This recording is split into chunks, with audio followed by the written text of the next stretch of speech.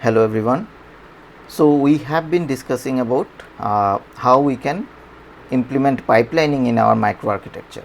We have motivated ourselves why pipelining is important, and then we just started looking into some of the advantages of having a pipeline. So from the very beginning, when we started looking into the processor design or the microarchitecture design, we made sure that we break the whole design into 5 stages. Now we are basically inserting sequencing elements between those stages, so that different instruction can be in different stages without affecting anyone else. So we also looked at the requirements of an ideal pipeline, and we have seen briefly the advantages of the pipeline. So today we will be going deeper into our discussion of pipeline implementation. We will look into the basically the pipeline stages and how they communicate with each other or communicate from one stage to another. We also will look into the performance, how we can measure performance when we have this kind of pipeline processor, or any processor for that matter. How do you compare two processors and their performance, etc., and what governs that performance? So that we will look into. And finally, and followed by that, we will be looking into the different hazards associated with pipelining, namely the structural hazard, then the data hazard, then control hazard. So these things we will be looking into going forward. All right. So as always, feel free to stop me if you have any questions. So let me dive into the content which we have been looking at. So in the previous discussion, we looked into the advantages of pipeline, and we saw that since we have broken the task into smaller subtasks, the we do get advantage in terms of performance, because now we can get an instruction executed every t by 5 seconds compared to every t second one instruction getting executed. All right. Now there are the ideal pipeline characteristics we looked at in the last discussion, was highlighting that all instruction has to go through all the stages. Then there should not be any dependence between different stages. And another thing which was highlighted, that this the time taken at these different stages should be as much as possible very close with each other, so that your clock speed is not very skewed. So if every stage is taking similar amount of time, then you will not be wasting any time waiting for the clock signal to arrive. And in terms of this timing for different stages, depending on the complexity of that particular stage, the timing varies a little bit. And we also discussed that the clock frequency or clock period will be the maximum value of among these different timing parameters. And typically the memory access unit takes significant amount of time among all the stages. So most of the cases you will see that this time will be governing the clock frequency, and the maximum time taken, or the module which takes the maximum time, it is called critical path, and you try to improve your critical path so that you can perform better and better, or provide more and more performance. All right. So now if we so I will not be drawing the complicated diagram. So we have already individually seen all these modules. So when you are moving from one module to another module, every signal has to go through this this sequencing element. So there will not be any direct connection between two adjacent or two modules. All right. So everything has to go through these sequencing elements, then only you can isolate each of the stages, otherwise you will not be able to isolate. Okay. So if you recall the fetch stage is very simple. Here you have primarily two tasks done, like you read the memory, instruction memory, and find out the 32-bit instruction, and also you calculate the next PC. So PC plus 4. So this is what you do in the fetch stage. Now if you remember, there were some control signals coming in this fetch stage from the control units, which was indicating whether the next instruction should be fetched from PC plus 4 or some other new PC, depending on if it is a branch instruction and so on. So all these control signals will be coming here, and they will be also pipelined. All right. Now if we look at the operand fetch unit, so operand fetch unit look like this. So you have your PC and the 32-bit instruction. So this will come through your pipeline stages, or basically sequencing elements, and then these are your outputs, and all of these outputs go through the next stage or execution stage through the sequencing element, so that only when the clock comes, then you basically allow this operands to be available in the next stage. All right. So similarly, for the execute stage, I am sure all of you remember how the execution stage looks like. So execution stage looks like this. So this branch PC address, you are sending it to the fetch stage. Now this signal you do not pipeline. So this is an exception. So this signal you do not pipeline, because this branch PC should be available at the time when you are calculating the next branch. So you should not be waiting for clock signals for that. So as soon as you have a new branch PC and the branch is taken, so both these signals are there, then you should be able to access this address. So that's why this is not branched, this is not pipelined or put through your sequencing elements. Otherwise the things like the OP1, OP2, the immediate value, everything comes through the pipeline to the ALU, and the ALU result is going to the next stage through again the pipeline stages. So I'm just not drawing this individual modules, because that will take much more time. But what we are trying to say is basically whatever communication or whatever data transfer is happening, it is happening through this sequencing elements. Similarly, the next stage, the memory unit, memory access unit looks like this, and here also these signals will come through your sequencing elements, and this result will also come out through your sequencing element. All right. Finally, the write back stage. So in this write back stage, register write back stage, you have this write signals. Now the ALU result which needs to be written to this register file, again this is not pipeline, because as soon as the result is available, and if the result has to come from the this ALU result, then it gets written here. It is not pipeline, because if you pipeline that, then your performance, or basically you will not be doing the correct evaluation.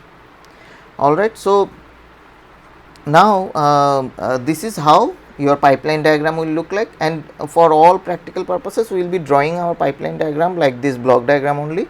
We will not be doing drawing the internal combinational logic circuits. All right.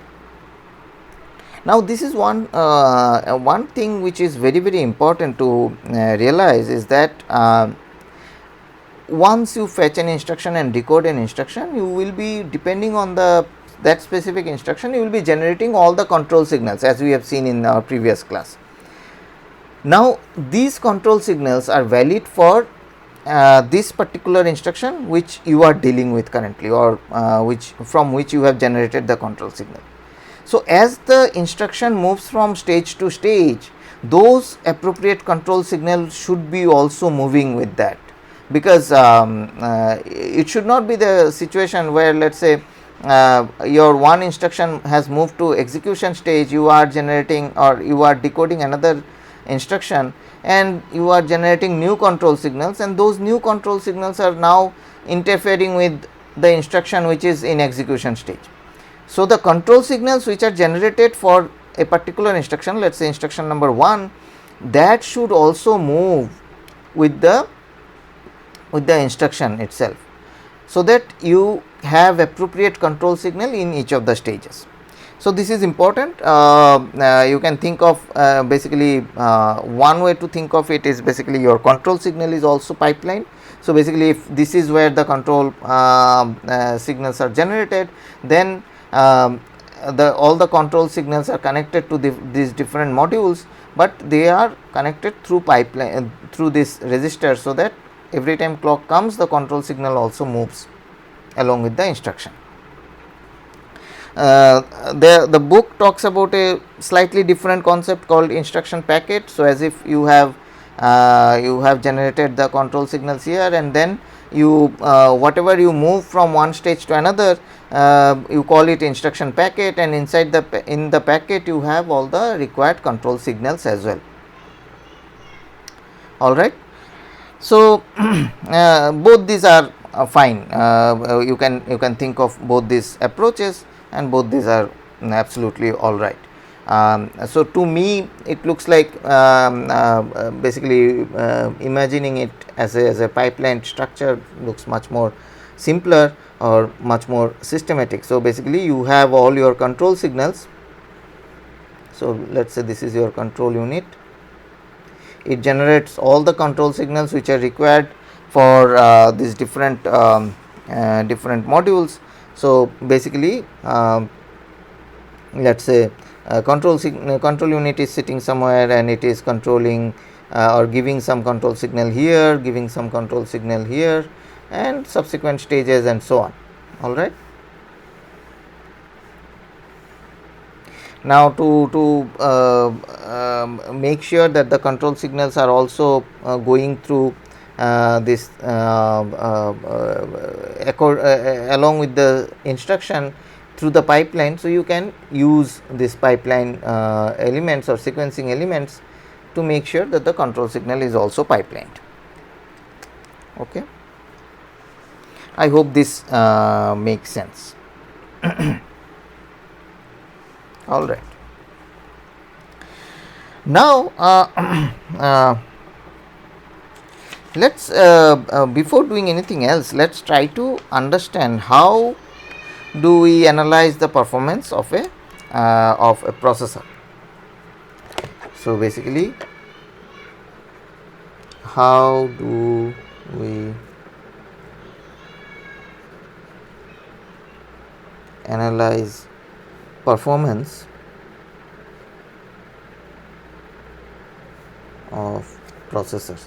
Because all this, remember, why are we building this or inserting these pipelines, etc.? Because we want to achieve higher and higher performance. Now, since we are trying to achieve higher and higher performance, we should have some mechanism to or we should have some understanding about how to analyze the performance first. And once we have that, then maybe we can identify or we can understand more closely that because of different measures how it impacts your performance. So, one of the basically the processor performance is measured using a law called iron law. So, it is also called iron law of processor performance.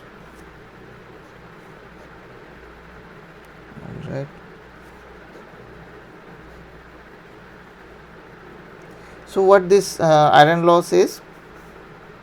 So, iron law says that the performance can be measured something like this: the time required for executing a program So, I have a program, and let us say this program takes 10 seconds to get executed. Now, how do we basically, what are the factors involved in this in the execution of a program? So, the program is nothing but bunch of instructions, right. So, let us say there are instructions.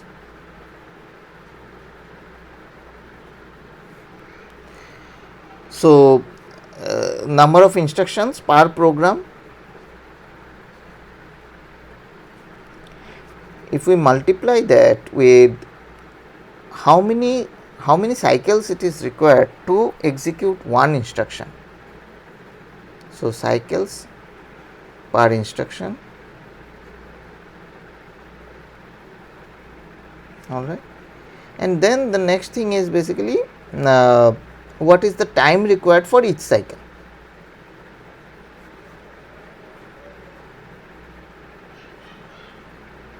Okay. So, this is what iron law says. Now, we will go into a little more detail and try to understand each of these factors and what all controls these factors. So, okay, coming back to what we want to find out, like how much time a program takes in a particular processor, alright. So, if I want to execute a program in a particular processor, how much time it takes. So, that is my performance of the processor. Now, this is dependent on several things. We first of all we have to find out, like in the program which we are trying to measure the time or execution time, how many instructions this program has. Now, what basically what controls how many instructions the program will have. So, essentially this number of instruction will depend on the ISA, because as we know that if it is a CISC ISA, then the number of instruction may be small for particular program, because you can write fairly complex instructions. So, one instruction will do many things, whereas if you have a RISC kind of ISA, then the number of instructions may be large, but each of these instructions will be much simpler. So, basically the number of instruction depends on ISA, and also compiler plays a role, because compiler also looks at how many instructions need to be generated and all. So, basically depends on ISA, also on compiler, alright. Now, this is fine. So, we have already seen that okay, number of instructions may not be sufficient to know the performance, because as we discussed that CISC might have very less number of instructions, but each of these instructions will be much complex, whereas RISC will have lot of instructions, but each of these instructions will be much simpler. So, this second term comes into play because how many cycles one instruction will take. Now, in case of CISC, as we said, like if there are complex instruction, then the number of cycles for executing those complex instruction will be much more compared to a RISC kind of thing, where the number of instructions are more, but each instruction is very simple. So, maybe in one cycle you can execute one instruction. So, basically this cycles per instruction, it primarily depends on ISA. It also depends on the microarchitecture, because microarchitecture will be defining what how much time or how many cycles it will take. So, this factor, this second term depends on microarchitecture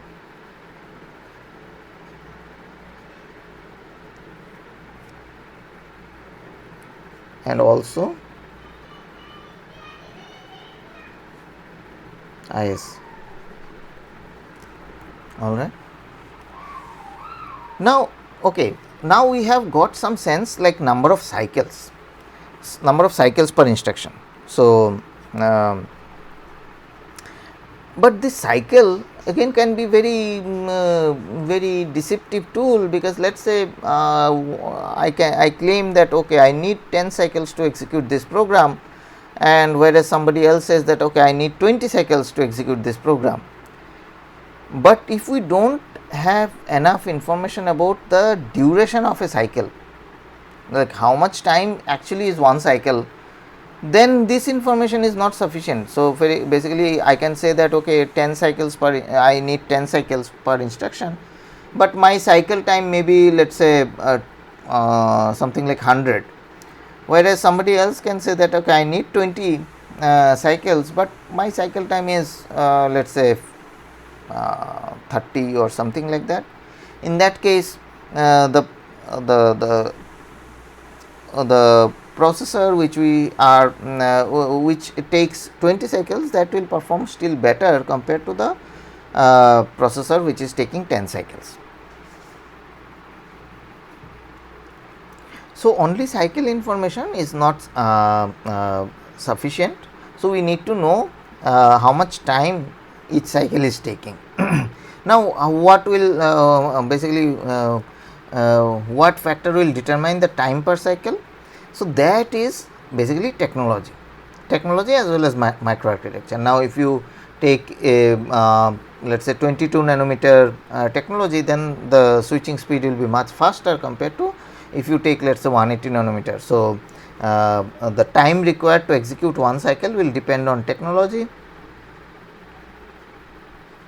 as well as the microarchitecture. Alright. So, now with all this information I will get a true picture of how much time it takes to execute a program. Alright. So, it has instructions per program, then how many cycles one instruction takes, and then the time required for each of the cycle. So, that will give you the performance of your processor. Okay. So, another basically popular metric which is used for indicating performance. So, basically the popular metric which is used for indicating performance is called CPI, or cycles per instruction.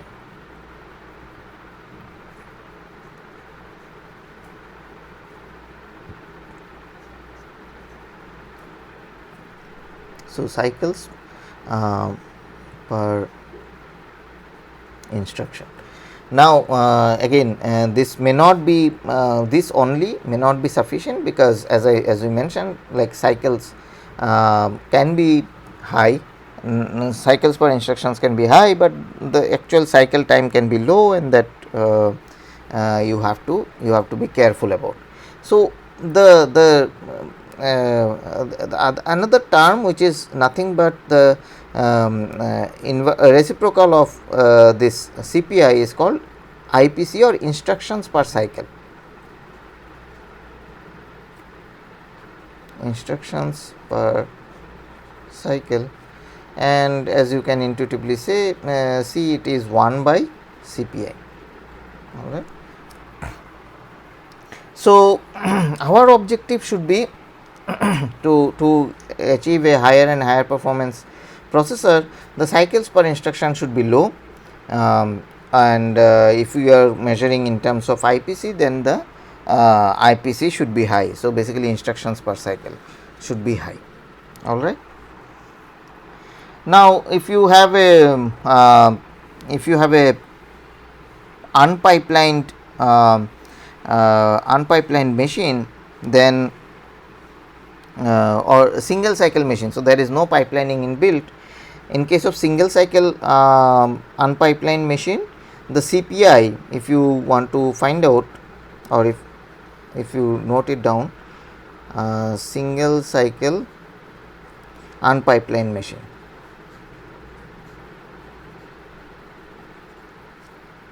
So, for that kind of a processor, what will be the CPI? Cycles per instruction.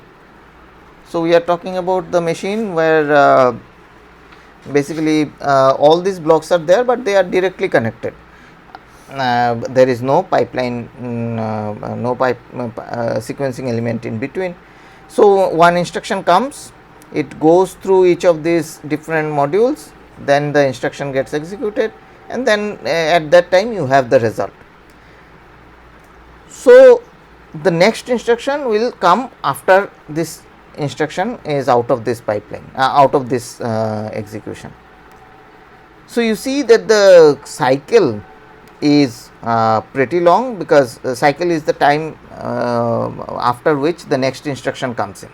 So, basically it is pretty long. So, one instruction comes, it goes through all these modules, and then only the next instruction comes. But what is the number of cycles? Number of cycles, basically cycles per instruction. Cycles per instruction is 1 only, because one instruction comes, you execute it completely, and then the next instruction comes. So, CPI is 1, but the cycle time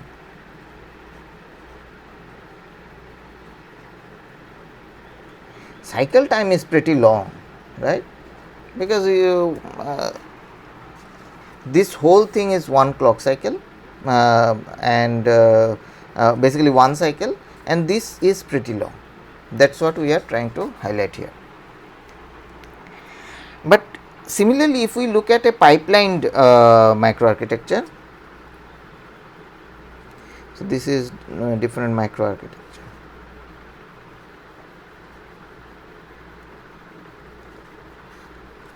So, for the pipeline microarchitecture, what is the CPI? For the pipeline microarchitecture, so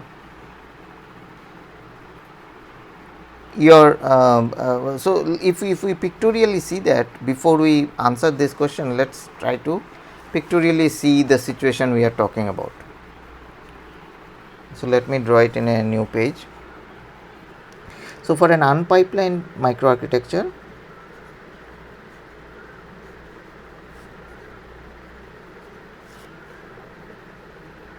or unpipelined machine, so we have this instruction, let us say instruction 1. Okay. So, instruction 1, then instruction 2, then instruction 3. So, you see that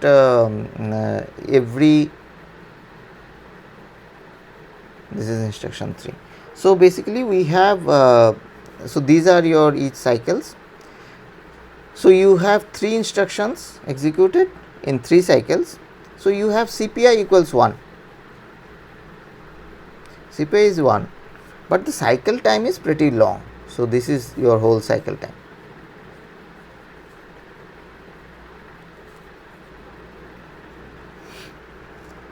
Now, how it changes in case of pipeline machine?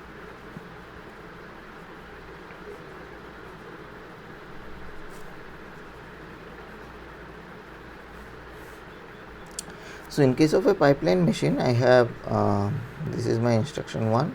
So, 1, 2, 3, 4. So, 5 stages of instruction. So, let us say this is instruction 1, then the second instruction,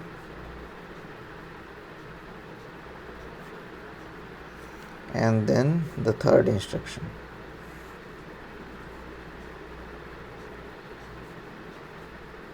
Alright. So, this is 2, this is 3. So, you are here also you are executing 3 instructions, basically 3 instructions are executed in 3 cycles. So, CPI is 1,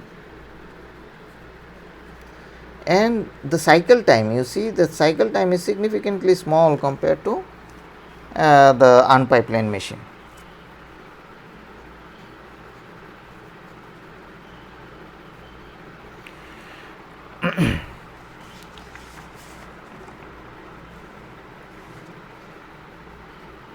Alright. So this is very important, and I hope intuitively you guys can appreciate this. So to summarize, we can see that okay, a pipeline machine has a CPI of 1, but the cycle time is significantly short, whereas an unpipelined machine also has a CPI of 1, but the cycle time is pretty long. So that's how like you can from this example itself you can say that only CPI may not be enough to compare two processors. CPI may be equal, but the performance can be very different. So using pipeline we have achieved CPI of 1, and also we can achieve CPI of 1 and also cycle time which is significantly short. So from this discussion we see that pipelined microarchitecture also has CPI of 1 and the cycle time is short. So remember the iron law of processor performance analysis. So we need to know this basically time required to execute a program, and that has different components.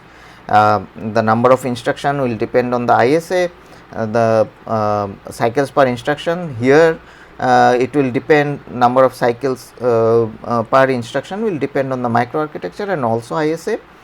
And then finally the time per cycle, that is primarily dependent on technology and microarchitecture.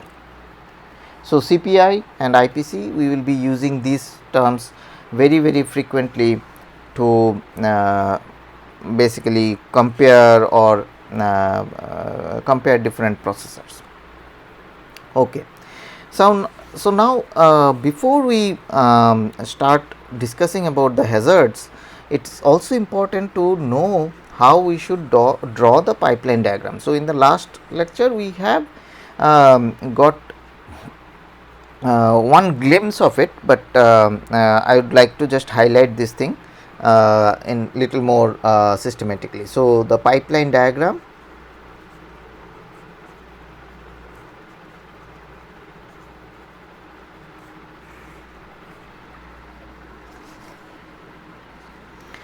So, so basically we need to, what is the meaning of pipeline diagram? We need to some way show multiple simultaneous transactions in both space and time, because that's what is happening, right? So I have instructions, different instructions, along with time they are moving from one stage to another stage. So we need basically we need some way to show multiple simultaneous transactions in both space and time.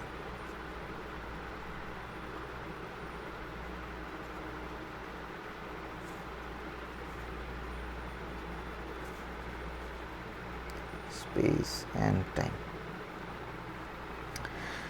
So the diagram which we will be mostly following is basically transactions versus time. So time will be denoted as cycles. So basically this is cycle 1, cycle 2, cycle 3 and so on. We generally will write down maybe cycle number, so 1, 2, 3, 4 like this, and then we will have instructions written here. So instruction 1, instruction 2, instruction 3, 4, 5. All right. Now instruction 1 in cycle 1 or time t0, it will be, let's say, in fetch stage. So sometimes fetch is also denoted as IF, but yeah, we can we can follow some standard among ourselves. So, let us say fetch is denoted as F, decode is denoted as decode D, execute is X, then memory, and followed by write back. All right. So, these are the different stages the instruction 1 is going through with time. So, this is T4, this is T5 and so on. Similarly, instruction 2 in T1 it will be in fetch stage, then it will be in T3 it will be moving to decode, then T4 it will be moving to execute, and then T5 memory, and T6 it will be moving to write back, and so on. All right. So, I will just quickly write them: fetch, decode, execute, memory, write back. And please, I hope you guys are writing it along with me, because many a times it will look like very intuitive, but if you are doing it in some evaluation for the first time, you will find it very difficult to. That's why you should have practice in drawing this pipeline diagram. So, this should become like a reflex. All right. So, you see that this is one way of representing the pipeline, and we will be following this representation only. There is another way which you might see in the book also. There the different stages are written here. For example, fetch, decode, execute, memory, and write back. Time is written here, and then here you write down the number of the instruction. For example, instruction 1 here is in fetch stage, then it moves to decode stage. So, instruction 1 1 1, that this is the way you can also write down this pipeline. So, basically you put the different stages here and the instruction here, but we will not be following that pipeline diagram. We will be following this pipeline diagram, where instructions are written in the first column, and then the different stages are written in their corresponding rows. All right.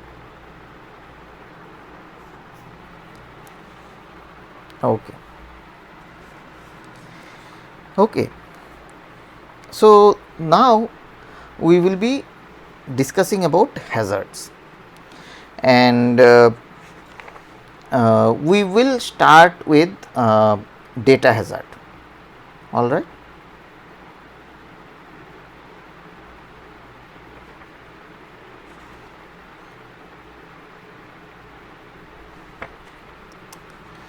Okay. So, before we start with data hazard, so let us first list out all the hazards that are there in pipeline.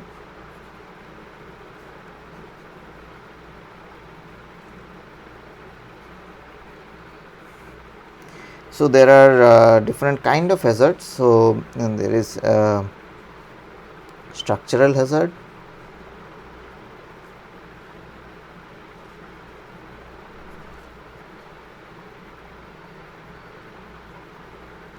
so what is structural hazard?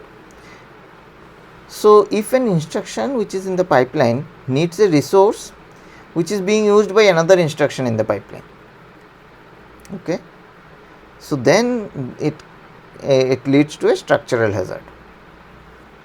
So,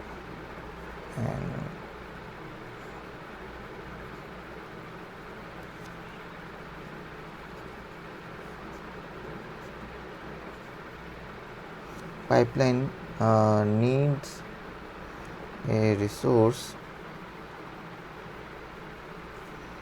being used by another instruction in the pipeline. So, intuitively I guess this is this is understandable. Let us say I am reading some register file, some instruction is reading some register file. At the same time, if some other instruction wants to read the register file, then it will basically it is not possible, and if it tries to do that, it will create a structural hazard. Now, the simple RISC processor by design, it will not create a structural hazard, because the way it has been designed, and many of the RISC processor the way it has been designed, it will not create structural hazard, because you allocate and you issue your instruction, or you allocate your resources in this way. Now, this is possible if we are talking about a Harvard architecture. So, if you remember the von Neumann architecture and the Harvard architecture, in the von Neumann architecture you have a unified memory for both data as well as instruction. Now, if that is the case, then it will create a data, it can create a data hazard when, let us say, some instruction is in the fetch stage and some other instruction is in the memory stage. So, okay, let me try to draw this thing. I do not know how much I will be able to draw it. So, okay. So, let me just draw it in a block diagram as a block diagram. So, though we said that we will talk about data hazard first, but let us get done with the structural hazard first. So, let us say so this is my pipeline. So, I have fetch, decode, execute, memory, and write back. Now, see, when I am in the fetch stage, I need to read instruction memory, all right. So, while we have drawn the fetch unit, we have drawn the instruction memory here in a dedicated manner. Now, similarly, when we are in the memory phase, in that case also we need to access memory if there is any load store kind of instruction, right. Now, in case of von Neumann architecture, this memory and this memory are same. So, basically this is a unified memory, all right. Whereas, in case of a Harvard architecture, we have a dedicated instruction memory and a dedicated basically data memory, which is accessed during this memory phase. Now, if I have, let us say, some instruction which looks like this, set of instruction, and the instructions are like this. So, I have, let us say, the first instruction is load, followed by add, and another add, all right. So, now if I draw the pipeline diagram for this set of instruction, so load will be in fetch stage, let us say this is cycle number 1, 2, 3, 4, 5 and so on. So, load instruction is in fetch stage, then it goes to decode, execute, memory, and write back. So, that is fine. The next instruction goes to fetch, decode, execute, memory, write back. Third instruction, fetch, decode, execute, memory, write back. Now, the fourth instruction, I am supposed to fetch here, right, in cycle number 4. Now, if I have a unified memory where both instruction memory and my data memory are same, then when I am trying to execute this instruction, then see what is happening. So, this is a load instruction. So, I am in the memory phase. So, I will be accessing memory at this stage. I will be also accessing memory in this fetch stage for this add instruction. So, this will create a structural hazard. So, these two events will create a structural hazard.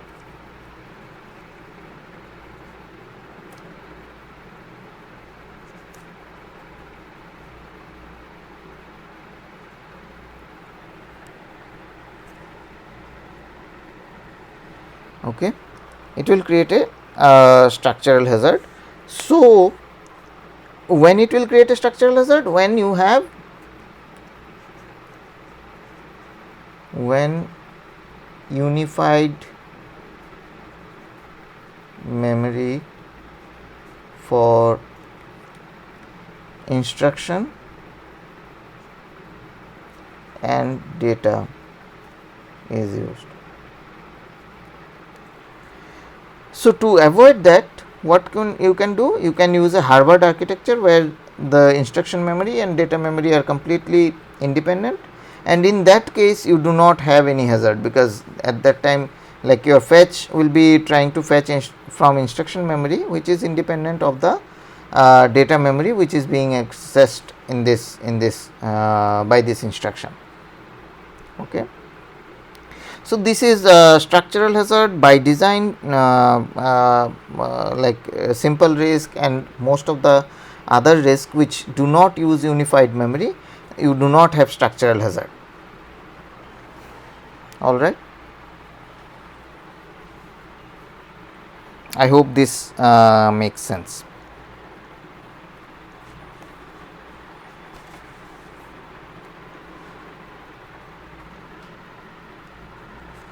Okay. So, now let us move to data hazard.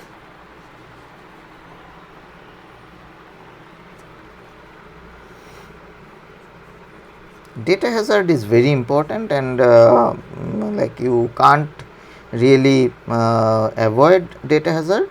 So, you have to just make sure that you can deal with the data hazards in different ways. So, when data hazard happens? Data hazard happens when the when one instruction depends on a data value which is produced by a preceding instruction which is still in the pipeline. So, the execution is not done yet. All right. So,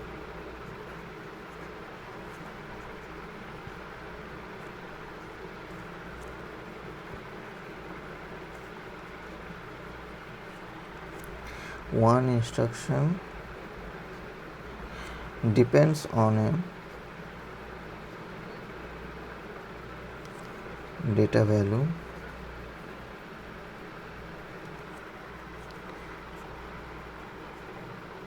produced by a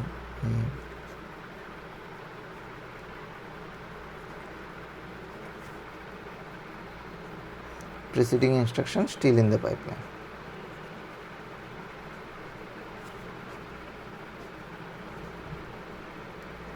This is very common. We can very easily see examples like that. Let us say one instruction is updating a variable or register R1, and that register R1 is being used immediately after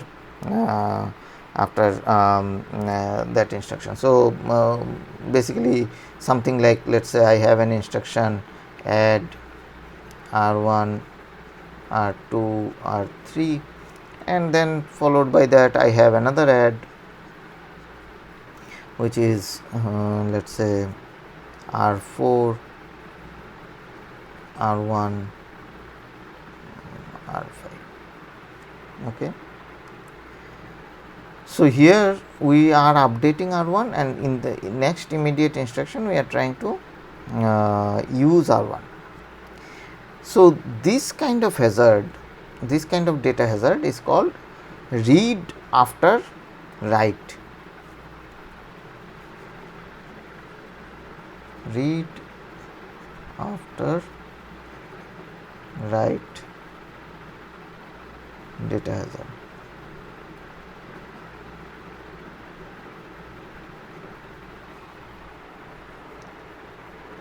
So, you are reading the value of R1 after writing the value of R1. Okay. So, this is a clear dependency and you have to wait till the updated value of R1 is available, otherwise you will do a wrong calculation, or your calculation will be wrong. There are some other data hazard as well, for example, write after write data hazard and write after read data hazard. So, generally for in order processors, those are not a big issue. So, I'll talk about them in a while. So, primary hazard which we should be concerned about in our processor is this kind of read after write data hazards, because we can't bypass them. Basically, we can't do away with them. Now, how can we basically address this kind of data hazards, or how can we resolve them? So, there are several ways. Some are basically approaches by compilers, some are compiler or programmer, some are hardware approaches, and yeah, so we will talk about them in our next segment.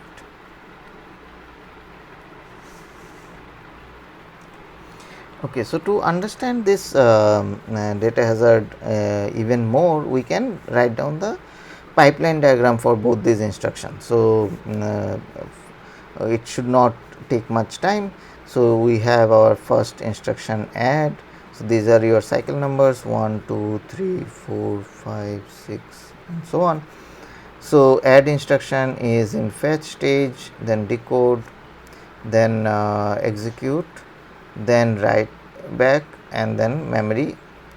If I look at the next add instruction, so it will be in this fetch stage in cycle number 2. Then when it goes to the decode stage, so it realizes that it is waiting for, or it needs the value R1. Now, this value is getting updated, and that value will be only available after this oh, so sorry, I should, so we have to be careful. So, memory comes first, then the write back. So, only after we are done with the write back at this cycle number 5, the register file will get updated. You remember how we update the register file. So, till that I do not have an updated value of R1. So, though I have the capability of pipeline my instruction, I will not be able to proceed, alright, because I am waiting for the data to be available. So, if you are trying to handle this problem at the hardware level, so one way to do that is basically you look at your and the decoder stage, you look at the status of your operand. Now, if some operand is not yet updated and it is getting updated by some other instruction, then you basically wait for that data to get updated. So, in this case you will be waiting in the next cycle also, you will be waiting in the same decode stage, and then once the data is available, then you will move to the execute stage, and then memory and write back stage, alright. So, you see that because of this dependency, your CPI will not be 1 anymore, the CPI is less than 1. I am sorry. So, basically you will have CPI which is greater than 1, because you will not get one instruction executed in every clock cycle, alright. So, this basically the approach to design or insert this kind of no op or stall operation. So, basically you are stalling your operation in this decode stage till the data is available. So, doing this kind of thing on hardware requires some additional logic which is called stall logic. So, we will talk about it later. Okay. So, this is read after write hazard. So, you can't avoid that because the data you can use only after the data is updated. Now, there can be as I said, like there can be other kind of hazards also, like write after write hazard. So, this is called read after write, RAW. Okay. What is write after write hazard? So, let us say I have two instructions, add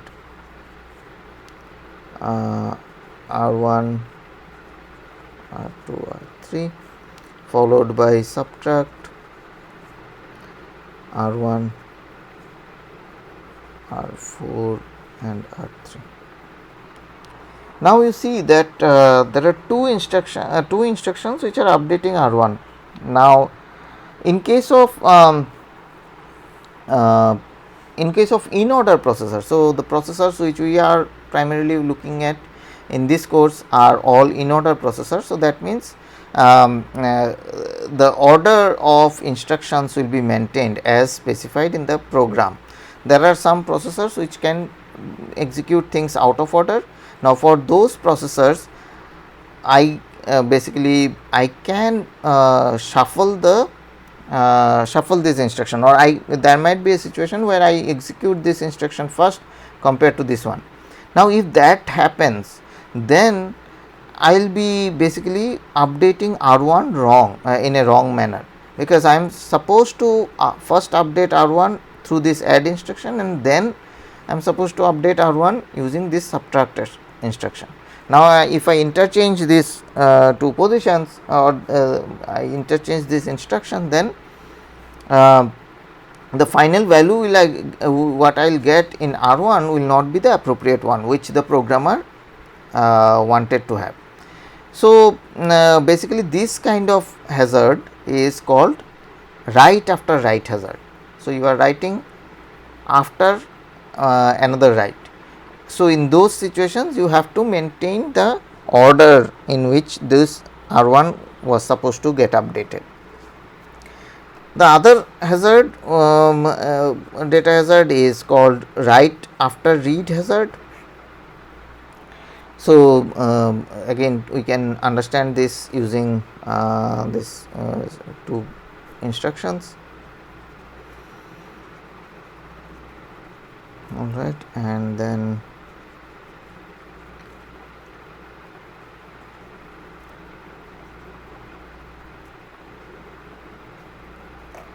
okay. So, what we are doing here, we are writing R2 after reading it. So, R2 is being read in this instruction, and then it is getting updated in the subsequent instruction. Now, if we are not changing the order of this instruction, then it is not an issue, we do not have to worry about it.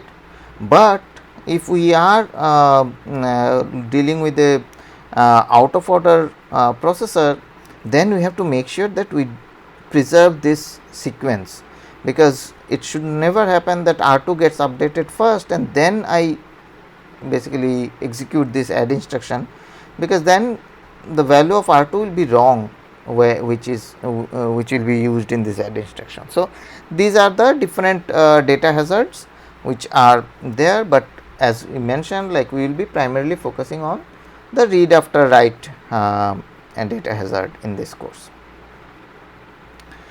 All right.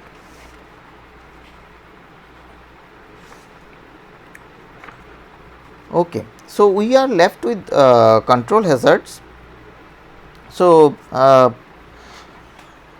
in case of control hazard, basically we try to the control hazards occur because of the different instructions like jump and branch instruction. These kind of instructions changes the PC. So, the next instruction which you are supposed to fetch, and because of that whatever we speculatively fetch and decode. So, what we have bunch of instructions, and we do not know whether any of these instructions are branch instruction till we decode them. So, before even decoding the previous instruction, we start fetching the next instruction and so on. So, the next instruction are fetched speculatively from PC plus 4. Now, if some instruction or if one instruction is a branch instruction before that basically if you have a branch instruction, then this PC plus 4 speculation will not work, and you have to fetch your instruction from a new location. Now, in those situations you have to remove the instruction which you have speculatively brought into the pipeline, and that is what is called control hazard. All right. So, we will be discussing about control hazard in our next discussion.